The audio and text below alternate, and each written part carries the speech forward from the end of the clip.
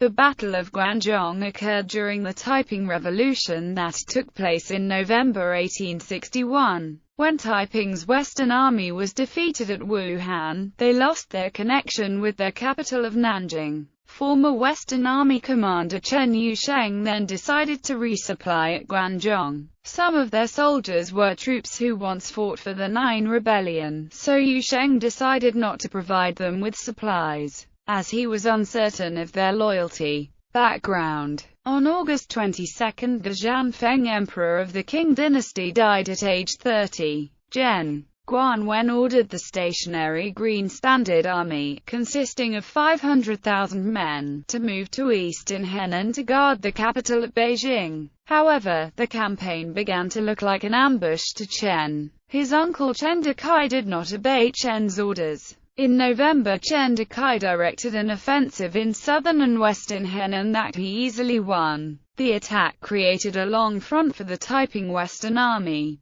At the time, Chen Yusheng commanded only the remaining 50,000 of the Taiping Western Army and guarded its tail, but was surrounded by the 150,000-strong Qing army in Hefei. When Chen Dekai discovered it had been a trick, he went back to save Chen Yusheng, but was too late. Chen Yusheng and his entire force were destroyed in May 1862. Battle of Anqing. The Battle of Anqing was intense and ended on September 5. Its loss cost the Western Army 90,000 men and severely affected their morale. Chen Yusheng believed that they could recover Anqing in a short time, but his generals disagreed. Death of Hu Linyi. News of the death of the Zhanfeng Emperor encouraged the governor of Hubei, Hu Linyi, to attempt the recovery of Anqing for Qing. However, he died on September 30.